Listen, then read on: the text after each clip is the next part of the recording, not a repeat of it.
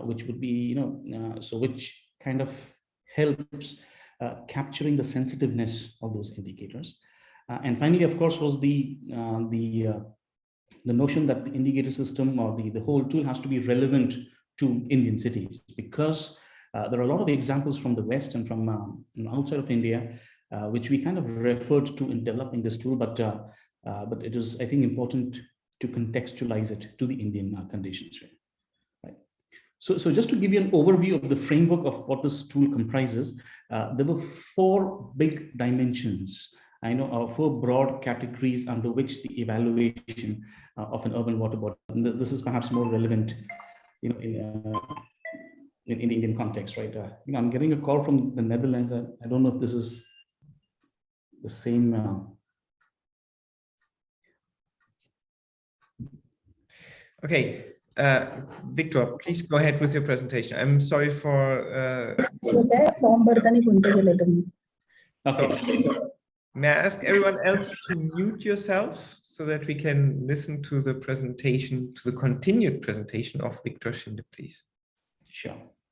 Thank you, Carlson. The second broad category under which we are doing the evaluation is water quality. And here there are just 2 indicators that we thought were more relevant in the Indian context. One is dissolved oxygen, and the other is the pH, right? And they're more pretty much mutually exclusive, which is why we decided to take this up. Then there is the water quantity, right? You can't talk about quality only. You also kind of need to bring into the picture the quantity aspects. And it is here that we thought the change in water level, over a period of time, relative to some benchmark, would be a good indicator to ascertain this. And finally, there were, and this is the interesting part, where it's more in terms of the management characteristics of a particular water body. Right? So here we're talking in not, the previous 3 are pretty much used across the world, right? But we thought that it is also important to evaluate the process of how a water body is being managed. And that is why we have these 6 indicators in terms of whether or not a water body has a dedicated land use, whether there's an allocated buffer for it, the level of encroachment, how is it, whether these buffers have been encroached, the kind of vegetation cover, around a water body, solid waste, perhaps more relevant in the Indian context, maybe not so much outside of India. And of course, the existing monitoring mechanisms, in order to see, ascertain whether the health of the water body is up to the standard or not, right? So the interesting thing about this tool is, the first 3 blocks, these are mostly the outcome-based indicators, right? And this is what is used widely across the world, right? What we have introduced are the process-based indicators. Because the logic here is that, by the time, for example, if you take an outcome-based indicator of dissolved oxygen, by the time the dissolved oxygen is bad, you've already reached a state where it's too difficult to repair stuff, right? So you've already reached a stage where it's too difficult to take corrective action, right? But the process-based indicators actually tell you where you are going, right? So it gives you a bit of a forewarning, per se, so that you still have enough time to do a little bit of course correction. So which is why we kind of thought we'd have an amalgamation of both outcome and process-based indicators for this tool.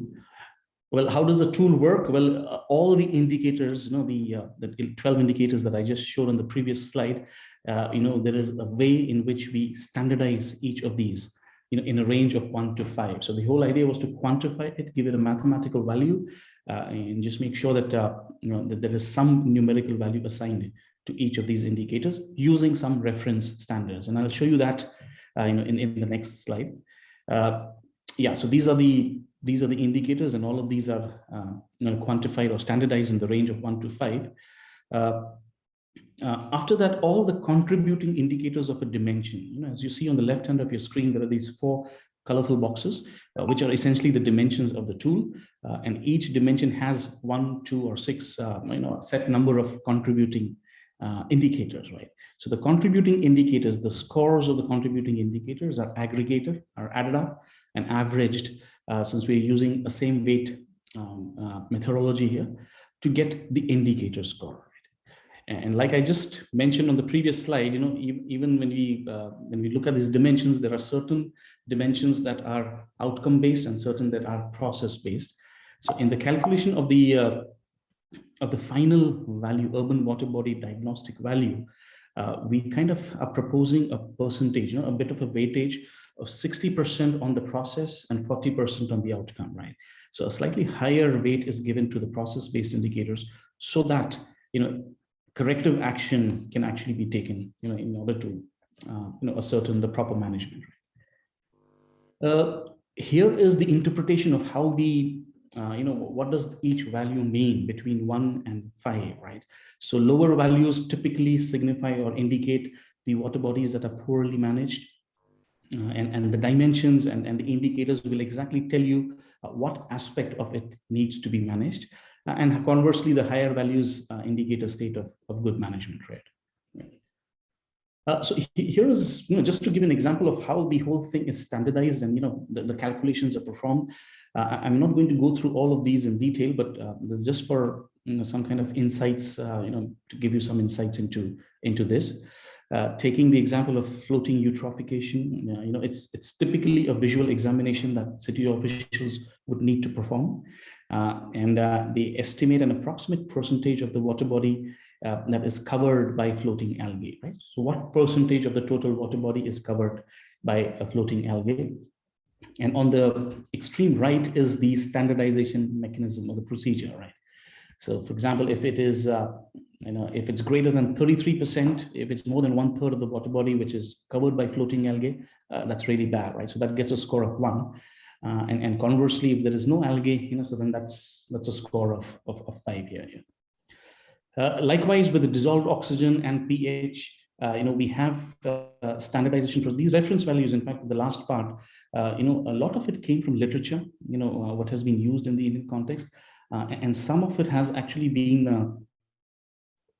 some expert opinion, right? So we had a group of experts come together because there were no reference values available. So as a group, the experts decided on what would be the most appropriate reference values here, right? This is change in water level, and as you see here on your screen, I just want to spend a little time here on the management characteristics, because this to me was a little bit more important because this measured the process of how a water body is being managed. For example, if you look at a dedicated land use, now this is straight away taken from a master plan or a city development plan, whichever, usually cities would have that. And as part of the planning process, ideally there has to be a separate land use category, for water bodies, right? Most Indian cities do have that, some don't, right? But the point is, if there is a dedicated land use, which also means, there are certain norms associated with those land use, right? What are the allowable activities? What are activities that are not allowed? And other regulations, within that specific land use category. And it helps in actually the long-term management of a water body, right? Likewise, the allocated buffer can be taken from the management plan per se. In terms of the existing monitoring mechanism, we came up with a checklist of certain things that would be very good to have, when we talk about the management of a water body. For example, dedicated agency is responsible for the management. There is some kind of a monitoring happening at least twice a year, once in the dry season, once perhaps in some other time. A database, to help the process of management, so on and so forth, right? And then certain criterias, whether or not they're fulfilled, based on that, a score is given here. Yes, so these are the remaining indicators under the management characteristics. And as you can see, the whole idea here is to see, is to measure the process, is to see how that whole management process is proceeding. And if then there is a need, some course correction may be done here. So that's the that's the overview of the whole tool. And very quickly, in just maybe 2 or 3 minutes, I want to show you the application of this tool, right? So the idea is, developing a tool is great, but you kind of need to first apply it and see how that works. And we did that in the city of Visakhapatnam, which is in South India. It's a coastal city, and we were very happy to have the support of the commissioner there, who was very excited about this whole project, and he allowed us the freedom to kind of work in the city. So we picked up 5 water bodies, and that's my team there, doing the testing and the measurements. We also involved the city officials in this whole process, because the idea was to also show them how easy it is to do it, right? So because this is a rapid assessment, this does not require very fancy techniques. The equipment that you see is not very expensive; it's cheap, and any city, I think, would be able to afford that. And this is the end result of what that analysis of the 5 water bodies revealed, and just kind of highlighting the overall urban diagnostic values. You see, some of them are in good shape, but quite a few are maybe wanting in some regard, right? So with this kind of analysis, we then approached the commissioner and told him, right, so here are your indicators, and here is where we think the actions may be taken or could be taken in order to enhance that whole value, right? So every single water body has a separate diagnostic value, which kind of avoids that one size fits all strategy, right? So every water body is taken specifically, and it is given that dedicated interest rate.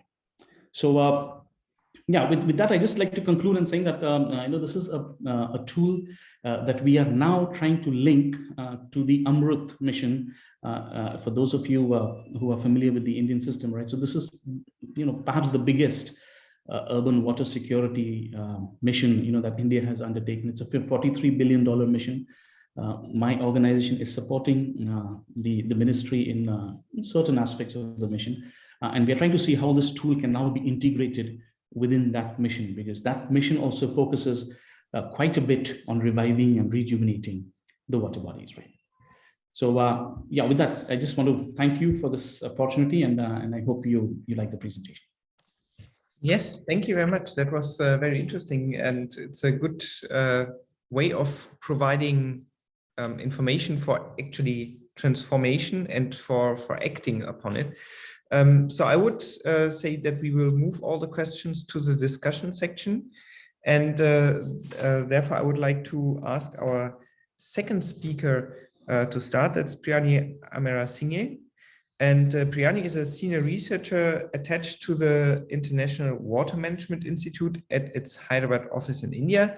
And currently, she's also the head of that office. She's a public health specialist by training and has over 35 years of teaching and research experience in the broad area of human and environmental health.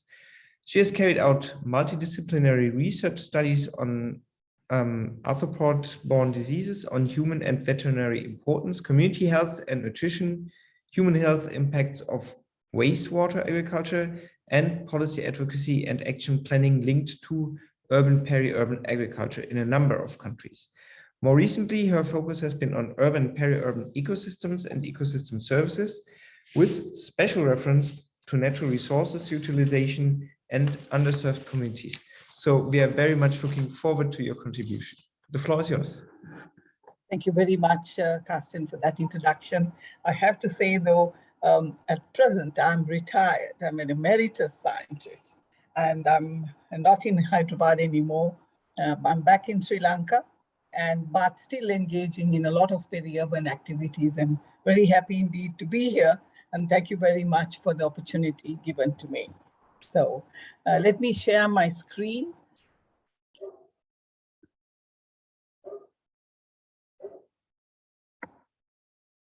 I hope everybody can. Yes, it works. And we are in the presentation mode. Thank you. Right.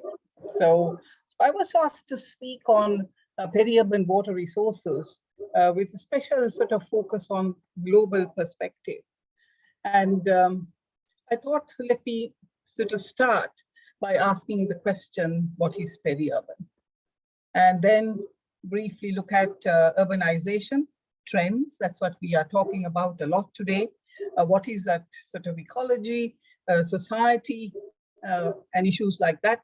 Then peri-urban transformation, especially with regard to water resources, sectoral demands, again, ecology and social landscapes and policies. And then, of course, finally looking at, so what is the solution? And I think there is an agreement. I think everybody agrees that we need to have integrated systems. So that's what I would be talking about. Now, let me first ask the question, what is periurban? And I think for the last 25 years or so, those who have been engaging in research would agree that there are many sort of definitions. So I just don't want to get into that. But I thought I will just show this diagram, which was very neat, I thought. I have borrowed it. It just talks about the periurban areas or the dynamic interface between our cities and rural areas. So you have a built-up area, and then you have sort of a city center, inner urban, suburban, people refer to all these names, urban fringe, urban periphery, and then the rural hinterland. So if you look at each city, I think this sort of process can be so different. It can be sort of a monocentric distribution, or it can be polycentric, and that's what you see at the bottom. And one can also see linear. For instance, across a road, you can develop the periurban areas. And you also see planned as unplanned. Most of the European cities now are beginning to plan. And so this question of periurban is very contextual and therefore has to be sort of studied in that manner. So just to give an example, I'm showing some photographs here. There are sort of mountain systems where the periurban setup can be different. There can be valleys and those associated with rivers. Of course, major cities in India, will have a completely different setting. So just to bear that in mind when you talk of periurban. So it can be very, very diverse. Now, the main thing to think about is the demographic trends, and urbanization are changing. We know that by 2050, 2/3 of the population will be living in urban areas. And urbanization and growth magnifies the need for resources, and especially water. And we know that always the urban areas don't have the water they need. So they bring it from far off places. Now, I lived in Hyderabad for nearly 15 years, and I know that they brought water from 150 kilometers away. So that's a huge distance. And then the periurban areas will get all the wastewater. So this was a big, big problem. And again, what I want to say was these are disparate across geographies, and implications can be localized. Now, trends linked to economic, social, and political issues, and often periurban spaces, have no clear plans. I think this is the biggest problem. When the administrative setup is looked at, the entire sectoral provision of services will depend on those administrative boundaries. And the periurban areas, therefore, get lost. So there are no policies that could be utilized to give them the adequate resources. And there is, a kind of economic situation that arises. It's very ad hoc, and then people go along with it. So understanding this context in terms of water planning and water resource planning becomes very important. Now, I wanted to show you this, one of the diagrams, sorry. This is the annual freshwater withdrawals. You can see the dark blue areas where the withdrawals are the highest and the light ones are the least. And we know that most of these countries, it's the agriculture water that takes up the most amount of water, 70%, we know that already. But domestic water takes priority, though it's a small percentage of the total demand for water. And there are the other sectors, the energy, the industry, and these are gradually demanding more and more water. And we also know that many of the industrial centers are placed in periurban settings in many the country. So these are things to bear in mind, especially when you're thinking of peri-urban water resources. Now, we also have to think there's the water scarcity issue. And often, this is the conversation that is happening globally.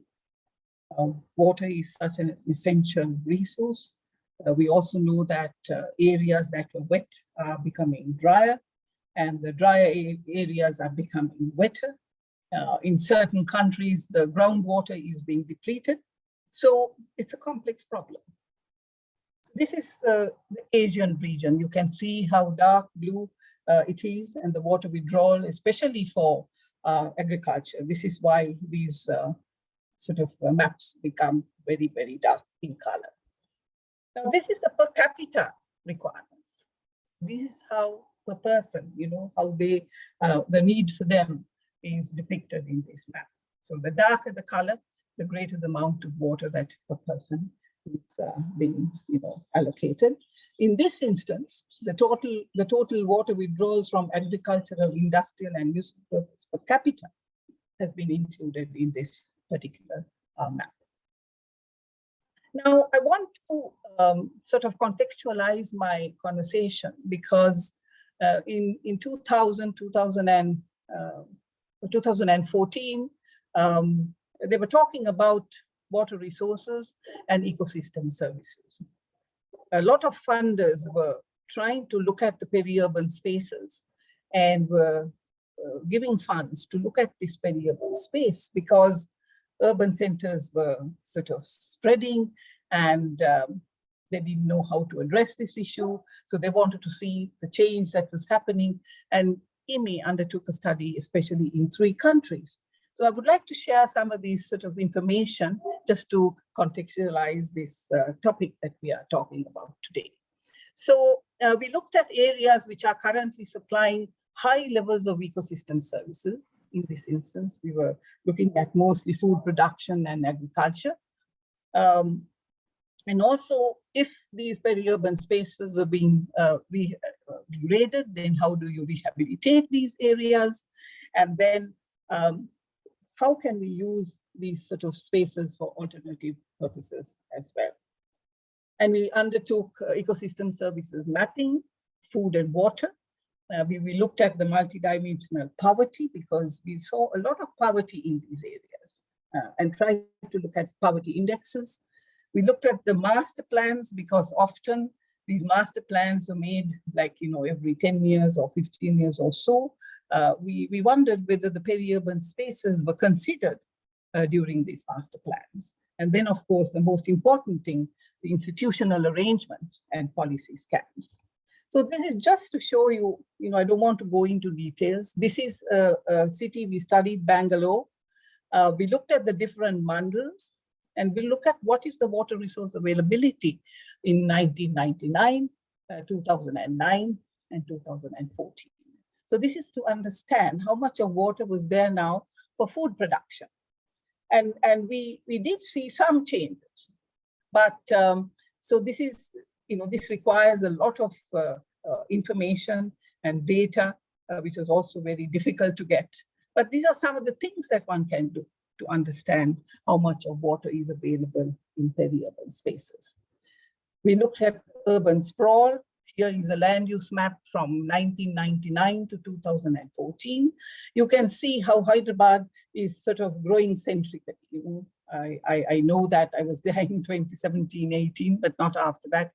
It would have grown even more. So you can see the huge change that's happening, and the peri-urban areas are getting pushed sort of further and further. So it's a dynamic change that we saw. And the constant conversation in this situation was how to use the wastewater generated from cities, because large amount of water was now being brought in, but that wastewater was getting out without being utilized. And the first thing that came into the minds of people was, let us use it for agriculture.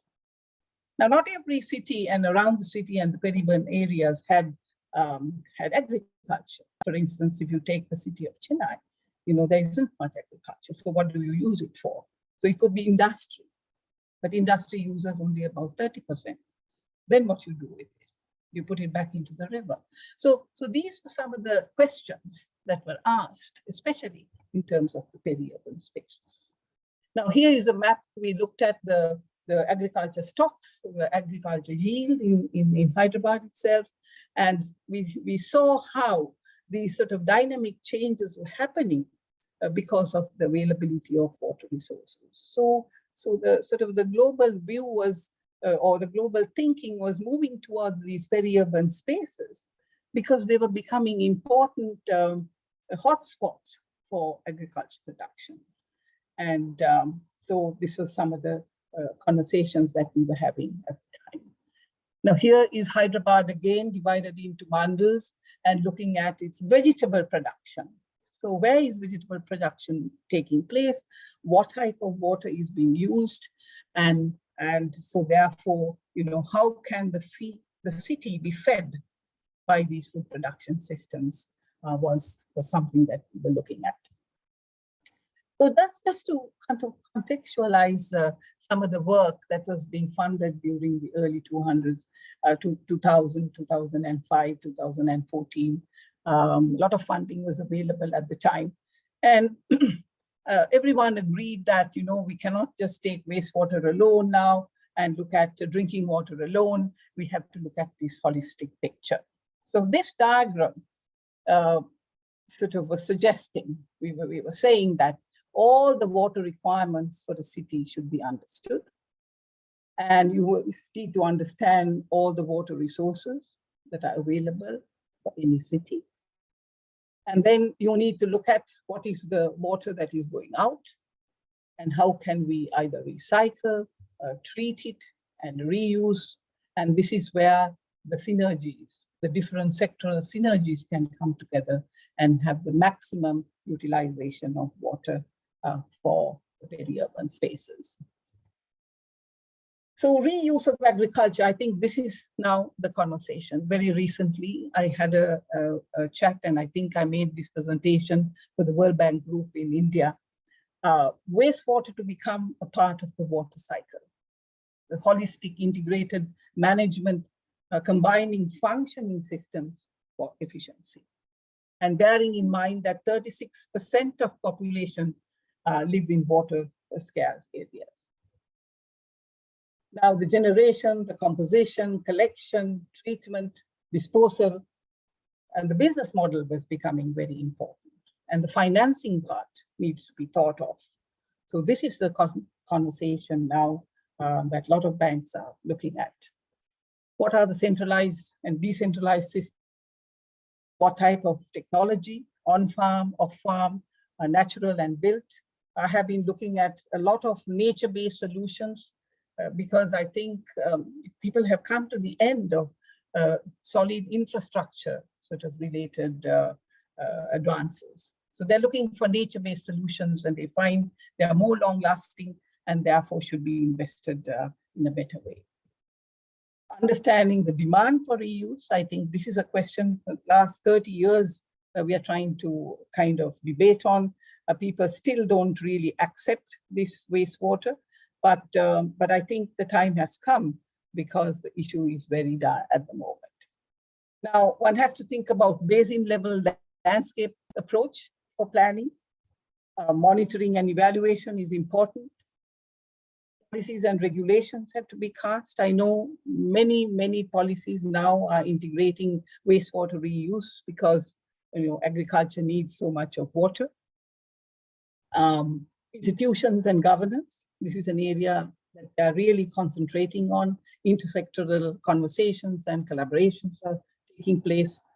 Capacity building, and of course, finally, the most important thing is the data. Now, even I go to this stat to look at some of the information, and FAO is collecting this information. People can go and have a look at it. So this is an important component for this dialogue of what can we do in the peri-urban space. And then finally, what I have to say is that from a global point of view, everyone is talking about integrated water resource management. So the planning, develop wastewater initiatives as part of a basin planning framework to maximize benefits, improve efficiency and resource allocation, and also engage stakeholders. Because the trade-offs have to be understood. I think this is something where the conversations sort of fall apart. That trade-off conversation becomes very, very important. Now, the next important thing that we are talking about is the changing the mindset. Build the utility of the future by shifting away from wastewater treatment plants to water resource recovery facilities, thus realizing wastewater's value. Unpack the different components of wastewater reuse, the understanding of a value chain, explore support and development of innovative financing and sustainable business models in these different sectors. And then, of course, as I said before, to bring in the policies, the institutional frameworks, the regulatory frameworks, and to promote this paradigm shift is what the entire world is talking about today. So this includes the peri-urban spaces very much, because a lot of activity is taking place there. And while these conversations are taking place, I think special consideration will be placed for this space, because this space is so important for urban development and sustainability. Thank you very much. Well, thank you very much for these very interesting points, and which I think are A, stimulating for thought, and B, are raising a very important issue, and that is how wastewater, and I like very much the term that used, can be part of a value chain, because it's actually not waste, or it should not be wasted, but should be reused. And I think especially for peri-urban areas, which are becoming increasingly water scarce, this is a very important perspective. Although I think it's something which needs to a lot of changes in the mindset. Thank you very much. And I look forward also to discussing this. Having said this, I would like to hand over to our third presenter before we open the discussion, our third and final presenter. And that is Mrs. Sarah Luft from University of Cologne, who is also part of the H2O T2S project team. And she's working as a research assistant in the working group Urban and Social Geography at the University of Cologne, and there specifically at the Institute for Geography. She works there since 2018, and she's part of the project member, and she's also conducting her PhD research in that area. And her key research interests are urban, regional, and peri-urban transformations, sustainability and cross-border dynamics, with a regional focus on South and Southeast Asia. And her presentation will be about her PhD research, which is on peri-urban transformations and water. So Sarah, the floor is yours. Thank you very much. I'm just trying to share my screen, see if it works.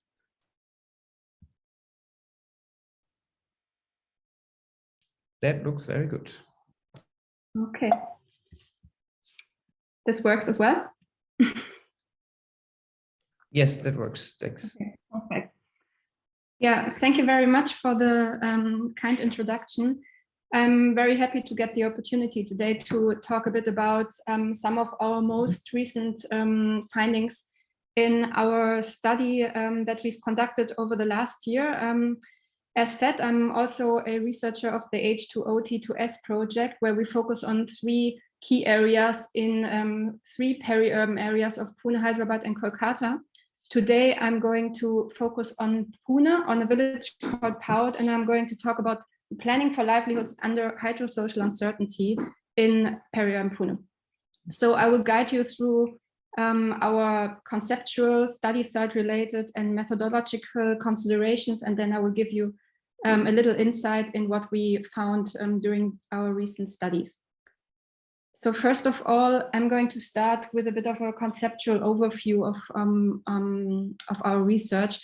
There we are asking actually how uneven hydrosocial development is transforming the local waterscapes and the precondition of water-based livelihoods. For this, we are looking at the concept of the hydrosocial cycle to observe hydrosocial uncertainty. So that means basically that we are looking at water through societal processes beyond its purely natural physical character. So we're looking at practices, institutions, infrastructures, how they are changing, how they are shaped and reshaped by multiple actors, and how, due to that, uncertainties arise.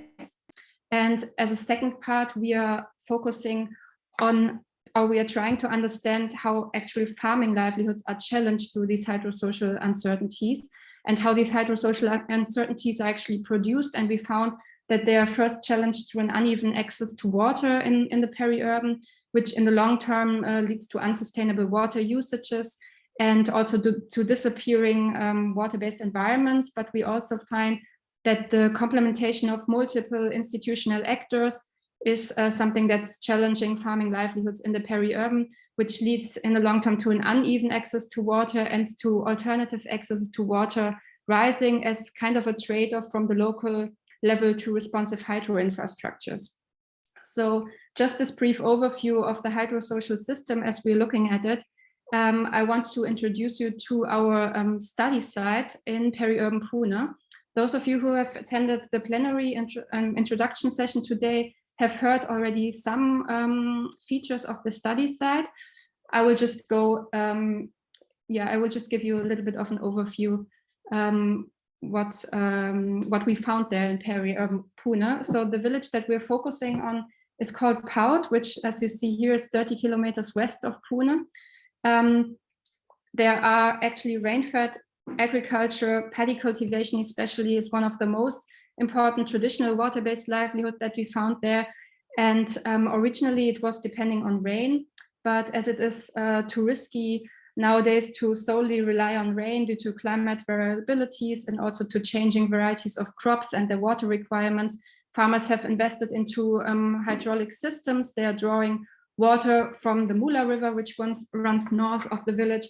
They're also pumping groundwater. They're also pumping water from the Mula to irrigate their fields. So the water user hierarchies and the power gradients in relation to water have changed due to individual, but also to collective hydrosocial alterations.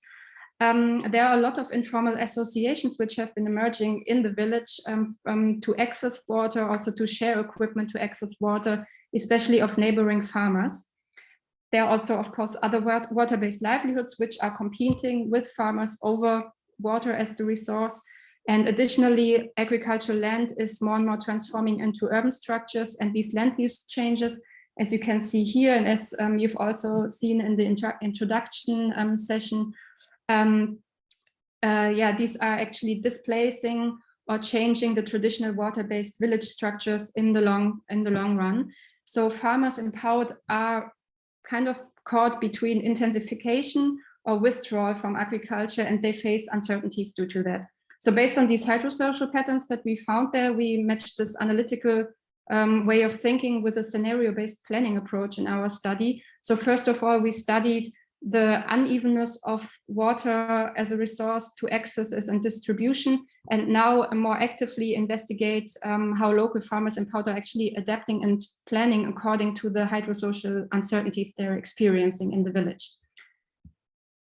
So we took a scenario-based planning approach and matched it with a modified Delphi method for forecasting and decision-making. If you're interested in these two approaches and how we actually conducted those in the last year, I'm also very happy to go into more detail in the discussion or in further conversations. But today, the main question is actually what are alternative peri-urban futures and how can farmers adapt and plan accordingly? So to answer this question, we tapped into two different knowledge systems or knowledge pools. So we combined site and time-specific understanding of local developments and challenges from the local perspective with some non-local higher-ranking professional expertise. And for this, we selected 16 local actors from Paut of different livelihoods, of different institutional affiliations, household, genders, and age categories. And we matched them with 18 Indian and international experts, which are representing different regional expertise, different affiliations, research interests. And based on our understanding of hydrosocial uncertainty, with these two panels, we conducted 3 rounds of scenario building, which we conducted remotely and digitally due to the conditions in the last 1.5 to 2 years. So in the first round of this exercise, we started to capture normative scenarios regarding the future village developments in Pout, and based on the understanding of the current hydrosocial uncertainties that we found there. In the second round, we started to prioritize these scenarios and also looked at the elements in these scenarios and specified them. So for example, we looked at institutions, at institutional actors, at different value systems, different strategies and actions in these scenarios, and we assessed uncertainty caused by challenges and drivers. And then in the third round, we started to reflect on these scenarios and sequence them into action and institution-oriented formats to be able to reflect on how to plan for and under hydrosocial uncertainties in the future. So during these 3 rounds, both panels, local actors and experts, received information on the village, on the previous round's results in form of small recap section and videos. But there was one difference that we were making between these 2 panels. Our expert panel received an abstracted version of a peri-urban village based on Pout, and there was no full disclosure of the village per se, whereas the local actors, of course, as they're living in the village, they know these dynamics from the local level on.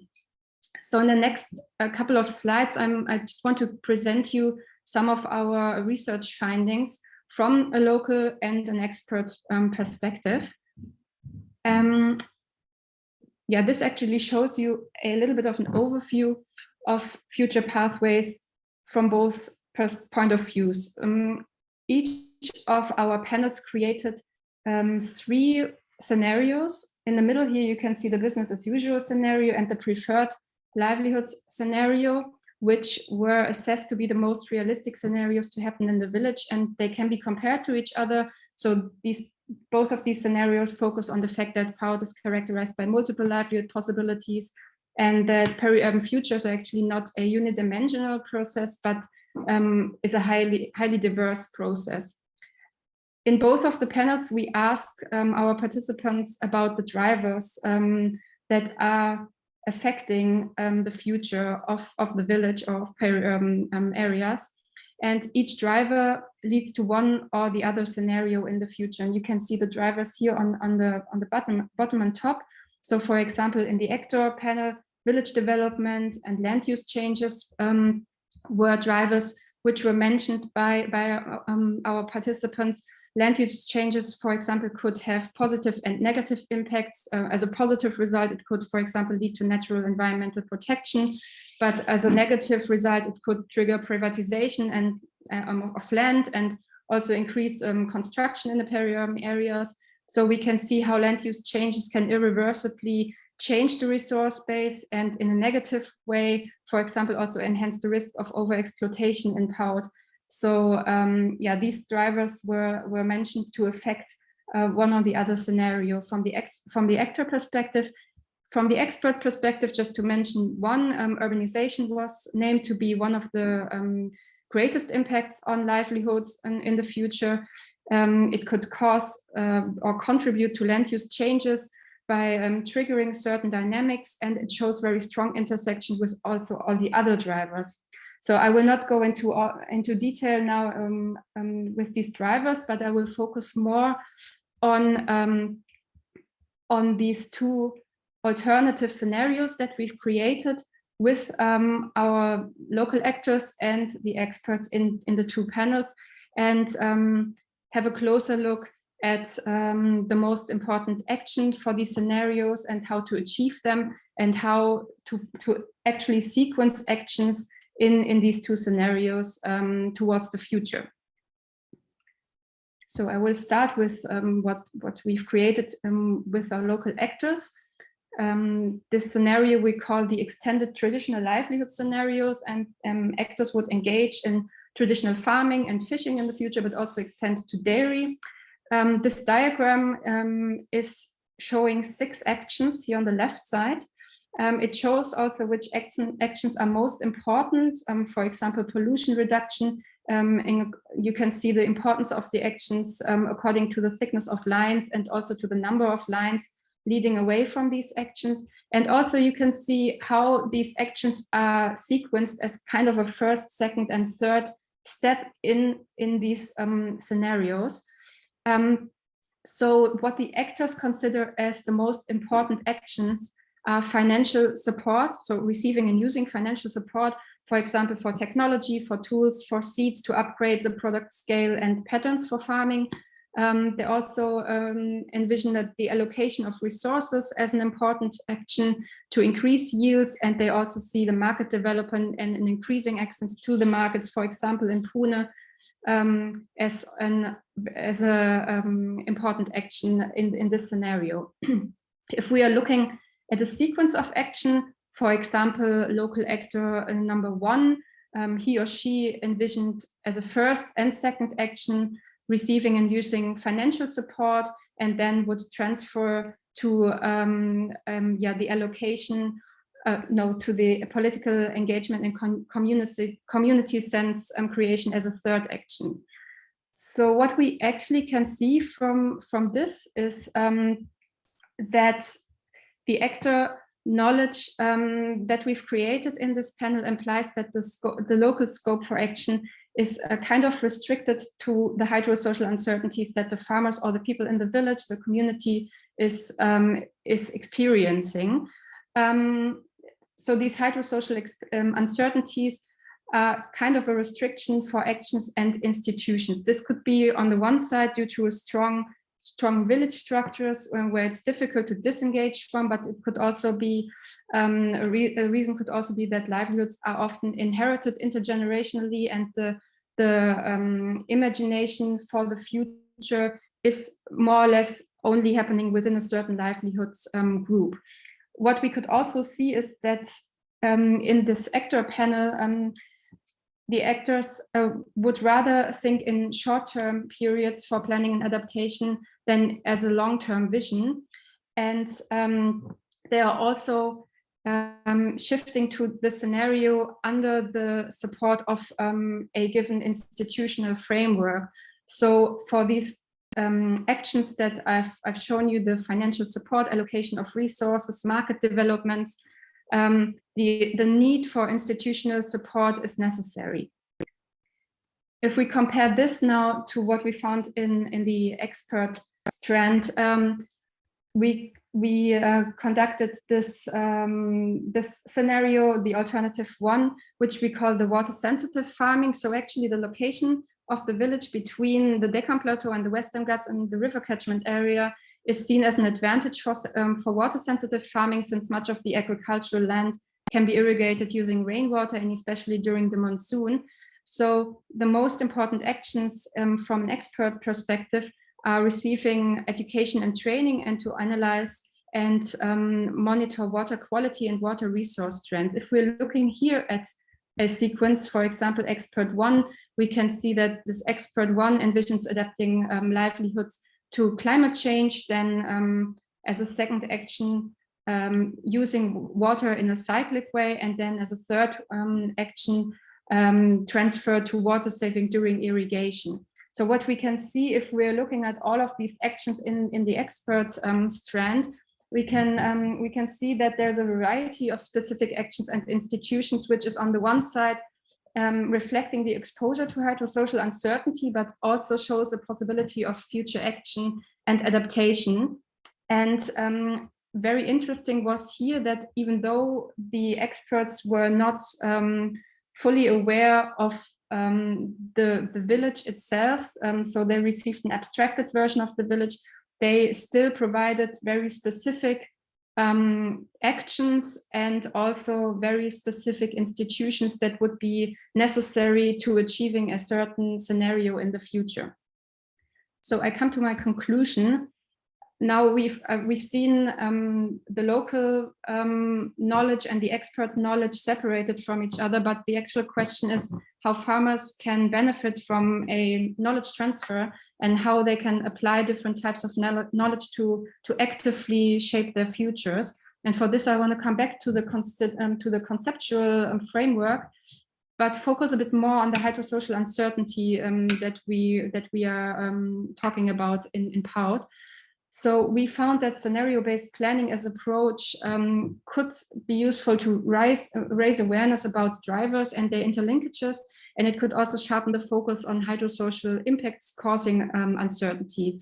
So on the local level, this approach could enhance the perspective on livelihood implications, on relevant future decisions, on how to build adaptive capacity accordingly. So for example, farmers could create a better understanding and act on water-related governance implication. They could restructure the access and distributions of water, plan for water shortages and scarcity, for water-related power relation changes, and other water-related issues that they are facing.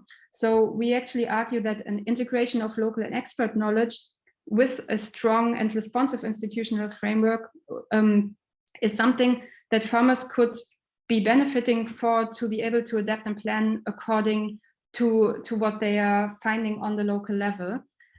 We still have to recognize, though, that these two knowledge pools create kind of a very different way of thinking when it comes to planning and adapting for the future. But what we can see is that all scenarios are actually reflecting the peri-urban water society metabolism, and they all show the relevance of farming in the future and also the necessity for sustainable water resource planning and adaptations. So what we what further implications could we achieve, or could we plan for in the future? We think that an extension of this kind of research, first on hydrosocial uncertainty through these more active oriented approaches, also through long-term studies with more inclusive data, could lead to knowledge transfer, not only for one village, but also for other peri-urban villages, and that a translation of the theory into a practical intervention framework could be something that could be used by local planners and policymakers to facilitate long-term transformations in the peri-urban areas with a special focus on farmers, but also on other livelihood groups, how to plan and adapt to the water resources in the peri-urban in the future. So I hope I could give you a little bit of an overview of what we've been doing in the livelihoods related sub-project of our research. And yeah, I'm very happy to receive any kind of feedback or questions. Thank you for listening. Yeah, thank you very much for your presentation, Sarah. I think that was very informative and also will stimulate our discussion, which we are about to start right now. And for that, we have two discussants who will facilitate the discussion. And I will just briefly introduce to you Professor Shamita Kumar from the Institute for Environmental Education and Research at Bharati Vidyapeeth University in Pune, and Alexander Vollmann, who is a postdoctoral researcher at the University of Cologne. So I hand over the floor to you to raise own questions and stimulate the discussion upon the members of our panel here. Thank you, Carsten, and thank you all the speakers for this very stimulating 3 talks, I think, which have really set the tone for the discussion today. So firstly, the talk by Dr. Priyadarshini, who gave this overall overview of peri-urban water resources from a global perspective. And then 2 strands. One is a diagnostic tool for urban water bodies, and this very detailed, very complex presentation by Sarah that speaks, where she spoke on hydrosocial environments and the complexity of institutions and actors who are involved with it. So I think these 2 pillars sort of fit very well into this global framework that our speaker spoke on, and there are, I'm sure, many other pillars as well. So with this, I'd like to firstly invite questions from the audience. Maybe you could raise your hands or maybe put it in the chat, and then we could take it from there.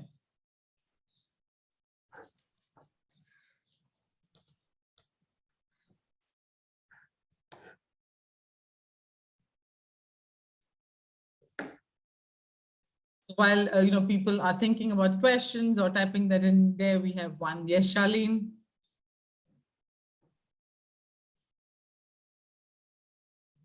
Hi, sorry. Hi, everyone. I actually have a question for Dr. Victor Shinde on your diagnostic tool. And the two things that stuck out to me was, one, you mentioned that the one-size-fits-all approach doesn't work because these urban local bodies are being used in such different ways. And later you mentioned that one of the indicators that you have in your tool is a dedicated land use. But I was also thinking that the types of uses might also mean different things in terms of the standards for water quality or quantity. And I was wondering if the tool also takes that into consideration based on how these water bodies are used. And also if you can maybe comment on the level of governance that your tool is meant or designed for in terms of practice. Great.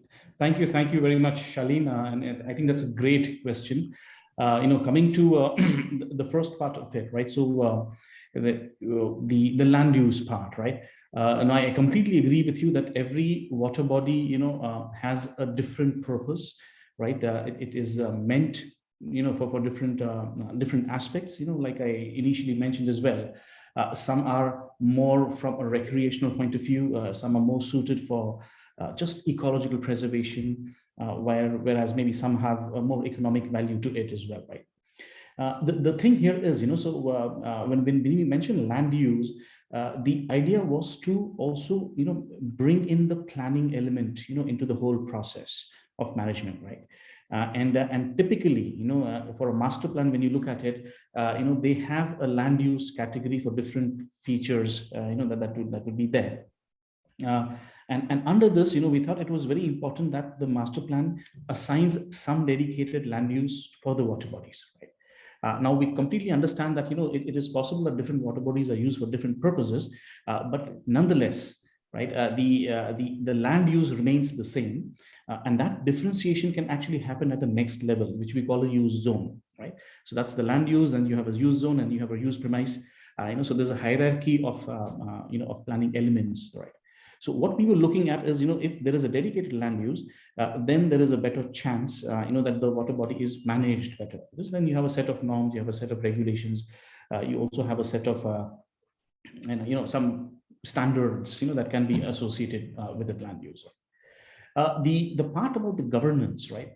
To me, honestly, that is the most important part of this tool, because the idea is not to portray or not to depict the condition of a water body. There are many tools that can do that, right?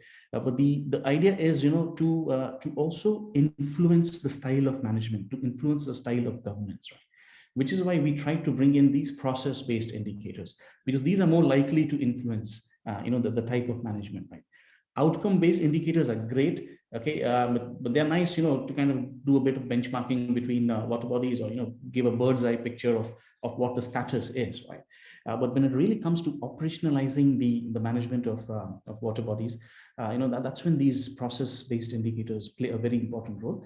And which is why, if you recall the presentation that I made, we have actually given it a higher weight. 60% of the weight is actually given to these process-based indicators, because we kind of want the governance angle to come out a little bit more stronger from this tool, right? Now, having said that, the tool has been developed. We have piloted that in the city of Visakhapatnam, right? But as it progresses, and I'm sure there will be, because this is a fairly new tool, there would be need to kind of tweak it, maybe have a second version of it. And as our cities start to implement this tool in India, we will notice that there are certain things that perhaps need to be tweaked, right? But thank you, Charlene. I hope I've been able to answer the questions of yours. No, it's great. Thank you very much.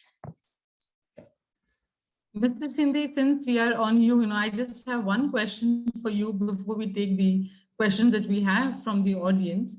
Sure. What about finances? I mean, are financial allocation not part of a diagnostic tool? Given the experience of Pune, we have governance, we have allocated responsibilities, but very often there's no solid financial allocation, which I think is extremely important when you're looking at maintaining water bodies. So where does that fit into the tool? Yeah, no, absolutely. You're bang on that. I think that's really important, Dr. Shamita, to look at the financial aspect as well, right? This was something that we also thought about, and what we thought is, finance is a bit of a cross-cutting thing, right? So in order to achieve anything, any one of these intended outcomes from this tool, you kind of need finance through it, right? So what we decided is we kind of capture the financial element into the monitoring mechanism or the management mechanism that they have, right? So for instance, if just to give you an example, that one of the checklists in the management indicators is whether or not a water body is being monitored regularly, right? Now that indirectly plays on finances, because if a city does not have the finances to do that, they would probably not be able to do it, right? Likewise, whether solid waste management, whether the solid waste within the water body and in the buffer is being taken care of adequately. Again, it has some implications related to the finances, right? So while you're absolutely right that we have not captured this as a direct indicator, but what we have attempted to do is, try to put it as, structure it within the other indicators, because we thought it was a cross-cutting thing. Do you think it can be an indicator by itself? It can be an indicator. The only problem would be to fix a reference value to it, right? Because for example, if a city has finances, what is it? How do you put it on a scale of 1 to 5, right? The for example, a Hyderabad and a Satara, you can't kind of compare these two cities, right? Okay, so we might have to, if this has to be included, it might have to be per capita, or it has to be some other ways, where these nuances are kind of sorted out, right? But using absolute values of finances might be a little tricky because of the disparity in the income levels of our cities here. Thank you very much. Alex, would you like to take it on from here? Thank you, Shamita. Yeah, thank you, the three speakers, for these super interesting presentations also from my side.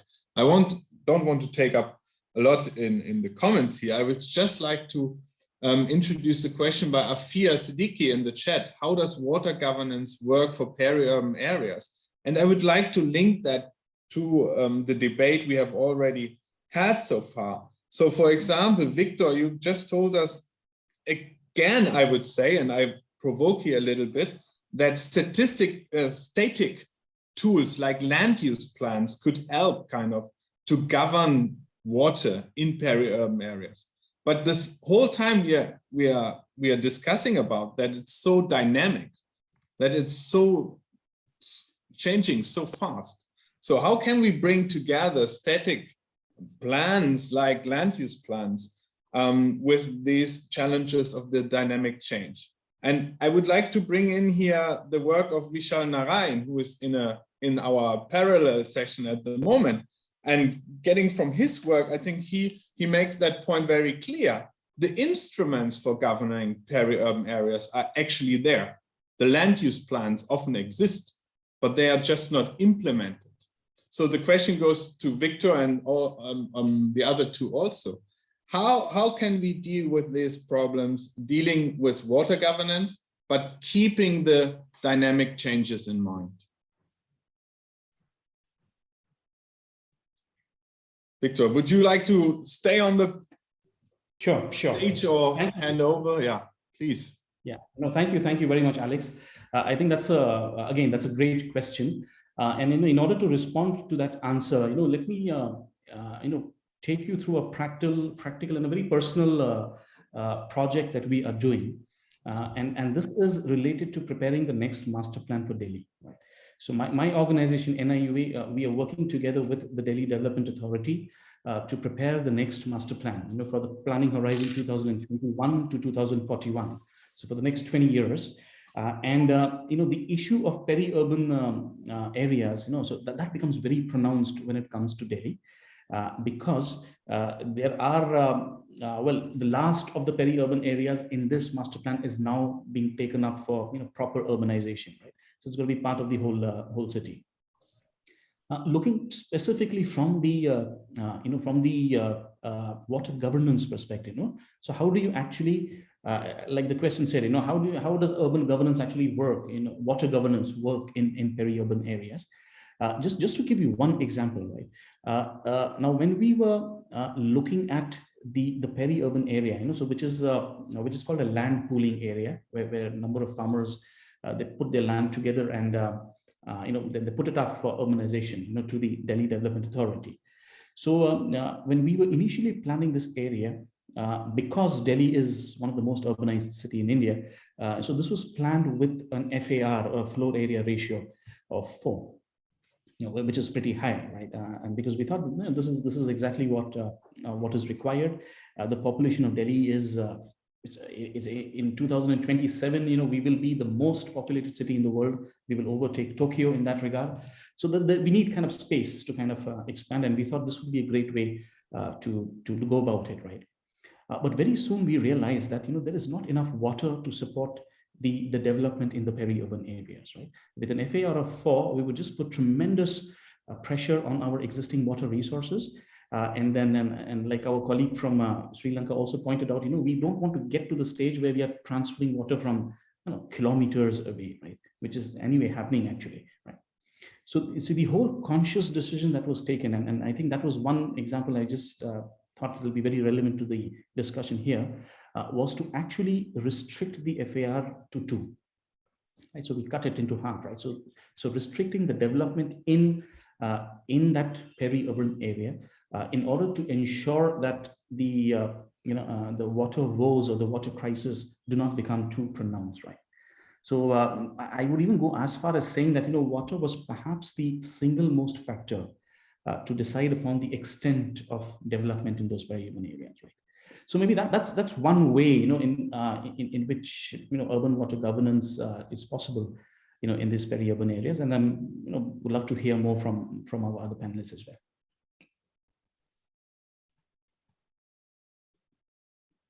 I actually want to connect to that what you just said about we don't want to get to a state where we just need to react rather than act, and I think that's also one of the key points here, that I think all of these 3 presentations made clear, that we need a rather proactive approach and not a reactive approach.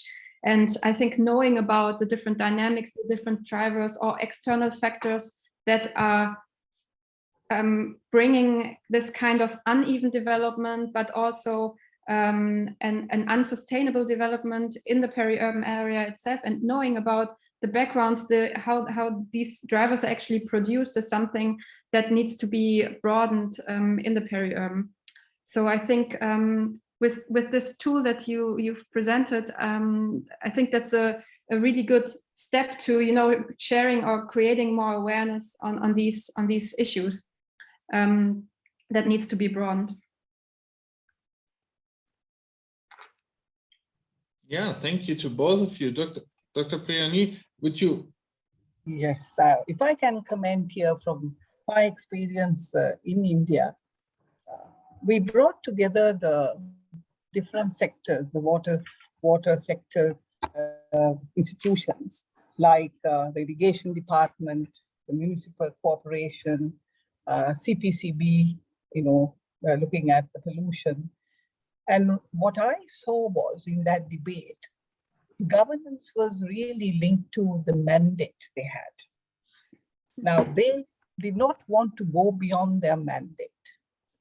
So this is something, the mindset change has to come in, because the irrigation, the director for the irrigation department said, I only have to provide water for agriculture.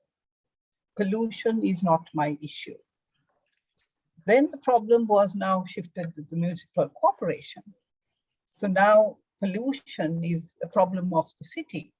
So how do we, how do they look at it? Should the polluter pay for it? And the CPCB used to tell us that, look here, we don't have the sort of legal mechanisms, even if there is an issue, to take them to task, or it didn't happen. So I think there is a sort of conversation that has to take place if governance is to be discussed, that each of these institutions right now, as I see, normally will not like to get out of their mandate. So this is where, especially for Hyderabad, that we saw peri-urban spaces, if water was required, some divisions did get water from the city. And that depended on, how much of lobbying had taken place. And if it was food supply, if that particular urban center was providing food. So there was some special consideration. So I think it's very contextual. And one has to think also of what are the resources or what's happening in that peri-urban space for the urban centers. I think that will decide all the governance issues. At least that's my viewpoint. Thank you.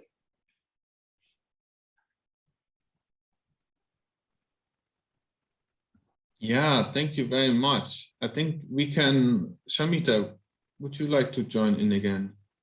Shall we take on Carsten's question? Yep. I think so. That's again for Mr. Victor Shinde, and that's again true from our experience in Pune, because we have a restored water body that's both under the jurisdiction of the PMC, but also the irrigation department. So how does one deal with multiplicity of institutions, when you're looking at governance within this diagnostic tool? Is there any hand on this?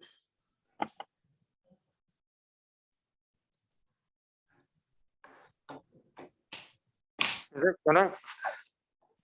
Yeah, Sri here. Is it possible to?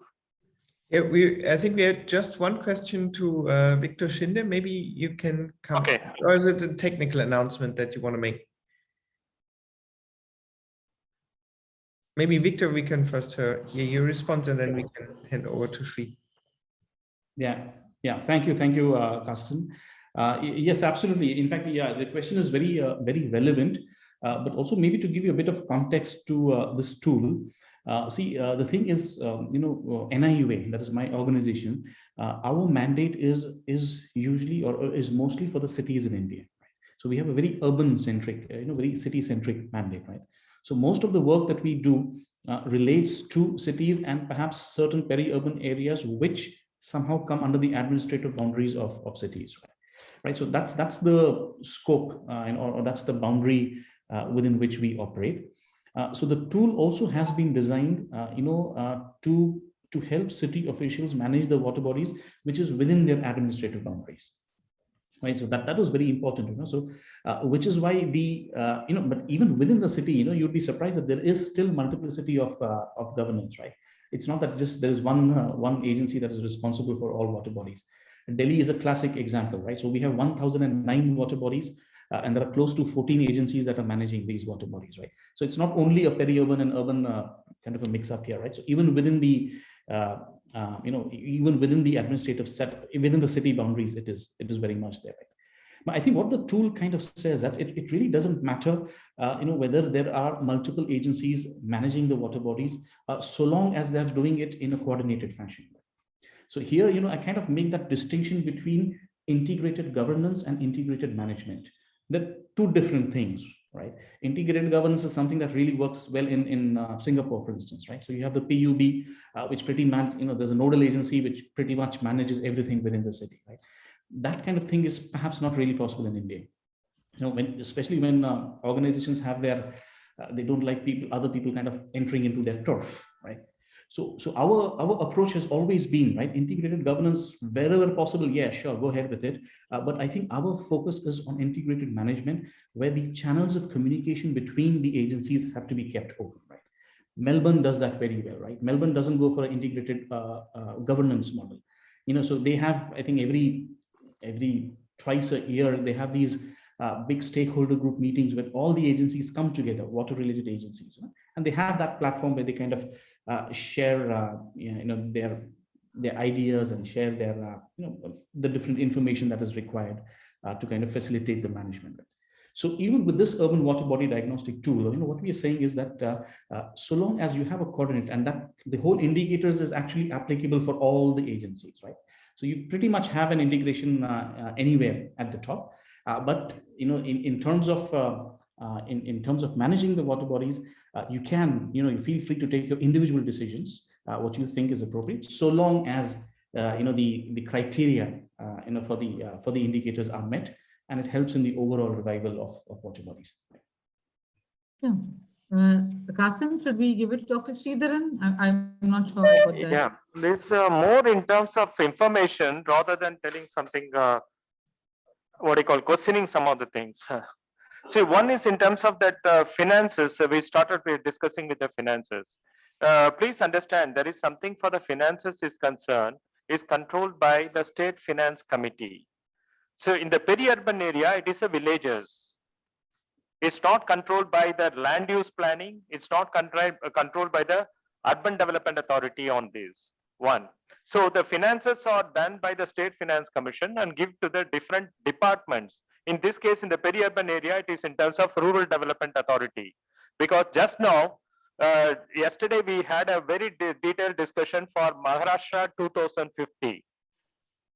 Okay, so which is going to be launched in the 30th of January. So with the discussions with those people, the many in terms of finances is the main issue. Even in the case of Pune, the finances have increased quite a lot. Still, they are not able to access in terms of taxes. That is one. That's why the question, I think I'm also trying to address the issue of realistic and unrealistic, and whether there is some. Sorry.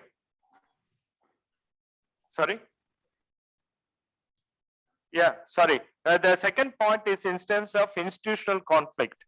Even now, that in terms of something which is linked to this, which has now come up, National Remote Sensing Agency, through this, probably Mr. Victor will be knowing much about it. Recently, the Government of India has come out with a program in terms of even for underground water, tapping all the underground water and using it as a national resource management system. How for water for both the peripheral area as well as in the case of the city, they come out even with that second phase of that Amrit also, Atal program. They are talking about the using of that guidelines in terms of NRSC, that is National Remote Sensing Agency, how to do that. And the third one, which I want to again insist on that, the new guideline which are coming for the rural area, the focus is in terms of natural resource management and ecosystem. These two are very important. One, the point which I think Alex has rightly mentioned is how to make that implement. That is a big question among these. Who is going to do that part? Because even in the case of metropolitan area, be it Bombay, where we have done work in terms of disaster, or even in the case of what was discussed in the plenary session, that's the issue. The metropolitan planning is done in terms of land use planning. And so far, we don't have anything for, let us say, 2030 for any of this metropolitan area or even for the small town. What will be the focus only for water? And where the water is going to come, say, for example, in Delhi, I'm sure Victor must be knowing, it comes from Himachal, it comes from Uttarakhand, which is almost like 250 kilometers or 300 kilometers per hour. Same thing in Bangalore. So the conflict in terms of interest and in terms of financial share, it's a big question for this. I think we need to address this in all these researchers in all the cases where we take it up further. Thank you. Thank you very much, Dr. Sridhar, for that. I think for the very detailed answer, because as you rightly said, that's the crux when we look at efficient governance as well. I think with this, we have a very interesting question from Dr. Leon, which is for Dr. Priyani Amarasinghe, which is what are the multi-stakeholder coordination? Since we're actually speaking that there are this multiplicity, so what are the multi-stakeholder coordination needs especially for wastewater reuse in peri-urban areas? Because this is a concept, as Dr. Carson mentioned, which is also more to do with mindsets when it comes down to implementation. So would you be able to share some insights on this dimension from your work? Yes. So IMI has been involved in sort of wastewater reuse in agriculture for the last 20 years or so in different countries. And in Hyderabad, in 2004, if I recall, there was the Hyderabad Declaration. If you Google it and see, it was talking about this multi-stakeholder coalition, bringing people together. So it's about the farmer, and it's about the institutions, it's about NGOs, it's a multiple group of people, because each one has a role to play. That's the first thing. So identify those players or actors and bring them together. So for instance, the work in Africa, the work in Hyderabad, work in Nepal, we have done some work in Bangladesh. This is what we saw. There are different actors. So identification is number one. Number two, understand the setting. What is the context? What is the technology that is useful or usable or can be given to people? Because not every technique works. For instance, if you go too high tech, the farmers will not be able to look at it. So we used to take this stand, okay, the government will look at a larger picture for treatment, but at the farm level, what can the farmer do? Simple sedimentation ponds, sand filters, depending on the water quality, you come up with very simple techniques. I myself, we looked at wetlands. How can we use wetlands in small areas where the farmer himself can do it, and then use it without waiting for the treated water to come to his land. So there are, again, the hand holding is very important. So we saw that the Department of Agriculture should be there. In fact, the irrigation department also should be there, because there are some things that, because of they issue the water, and especially in the Hyderabad context, we saw the water of Musi was, so polluted because it is just city water. And so this is the conversation that you have to have. What is the technology? Who will come to sort of provide that helping hand? And then, how to have a simple monitoring system. How will the farmer know that his water that he's using for food production is adequate? Because he has food crops, non-food crops. So can we teach them, for instance, you take salads, or you take for India, it's about kothmir, right? The cilantro. So we know that cilantro is eaten raw. So we have to see that the irrigation, has to be done properly. So this is where the irrigation department comes in. And then the NGOs play a vital role, because as crops grow, especially in these fields, a lot of questions come, We think that we have imparted all the knowledge at the beginning, but no, every time there's a new problem comes, there has to be somebody, and NGOs have played this role very well for us as IMI's experiences. And if people want to look at, there's a huge book on business models. If you Google IMI and say, look at business models for wastewater treatment, there are a number of sort of methods in which it has worked, and the kind of multi-stakeholders that come into play are already documented. I hope I have answered this question adequately. Thank you. So from the nod from Dr. Leon, I think you have answered it to his satisfaction, absolutely.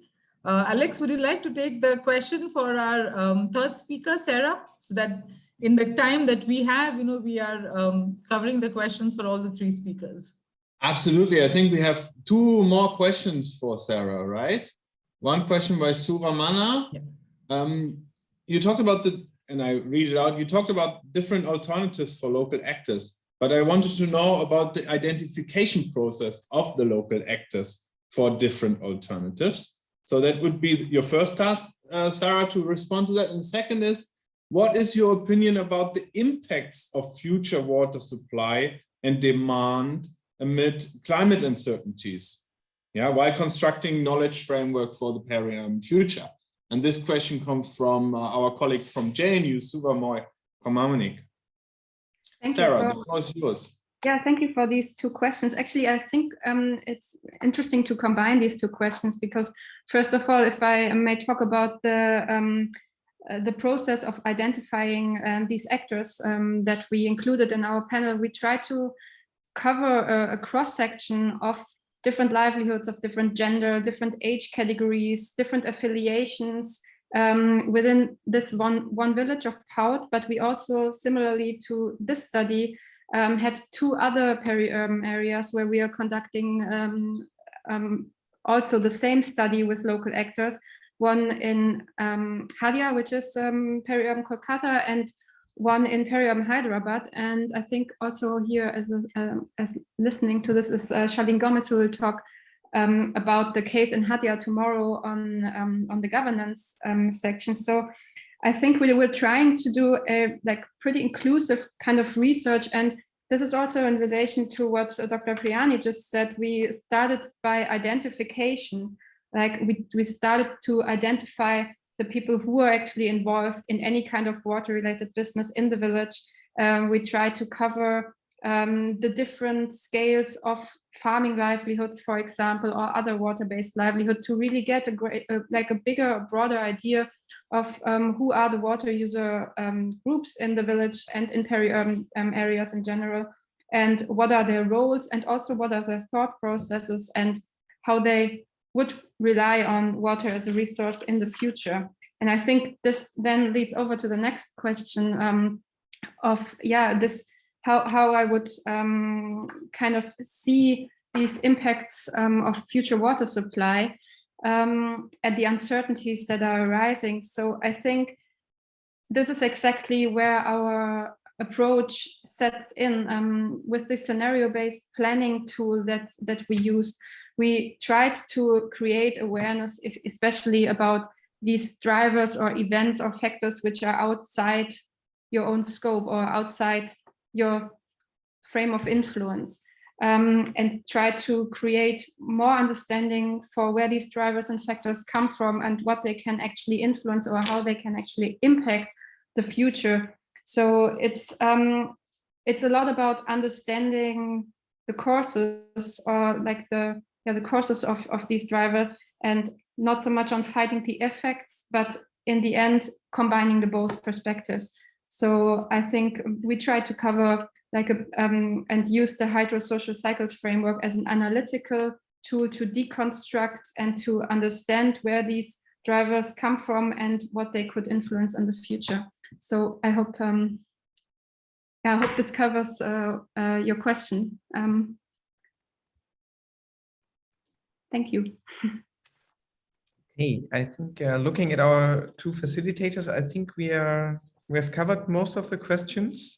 So as we do not have a chair, and I will, as a technical moderator, try to do what the chair usually should do at the end of a session, I think we should thank our three speakers. Maybe we can see a virtual hand. Victor Schinde presented a very elaborate tool on measuring water quality and water bodies and how they can be managed. So that was a very interesting start of our session. We then had this broad overview by Priani, who first started with that global view on urbanization and what that means for peri-urban. And she made that point, which I actually find very interesting and always to consider, is the highlight of how wastewater can be part of a value chain, and that we need to include wastewater into our calculation when we talk about peri-urban water solutions. Then finally, Sarah spoke about changes in the hydrosocial cycle and showed how different actors and experts actually see potential for alternative futures of peri-urban water development. I think this is a very important point. The future of peri-urban spaces is fluid. It's not set yet, but we need to take into consideration different pathways. I also liked the discussion very much, where I collected 3 main points. One was raised by Priyani, who made a point on the multiplicity of stakeholders and actors. And one thing she said really is, I think, very important. We need to understand who are actually all the stakeholders or the actors which are involved in making the peri-urban. It's not just government institutions, but there are a lot of different actors, and identifying them is a very important first point. Then Victor made the point of integrated management, where he said we may not have an integrated governance scheme with all the different agencies involved, but they need to talk to each other. And that is very important to come up with an idea for peri-urban development. And finally, I would like to highlight the point Sarah made. She said we need a proactive approach for peri-urban areas and not a reactive one. And I think that summarizes somehow the points we have discussed. Having said this, I would like to thank the 3 speakers for their thoughts on peri-urban water management. I think a lot of these things which were said will go into the policy paper which we want to develop out of this conference. I would like to thank the discussants. I would like to thank those from the floor who raised questions, who stimulated our discussion. If you want, please join us tomorrow again at 2 o'clock Indian Standard Time. We will have 2 parallel sessions on governance and infrastructure, and 1 on disaster and resilience. And tomorrow at 4 IST, we would like to bring together from the different sessions, the discussions, the ideas, and somehow collect points for a policy paper. So having said this, I wish all of us that we stay healthy.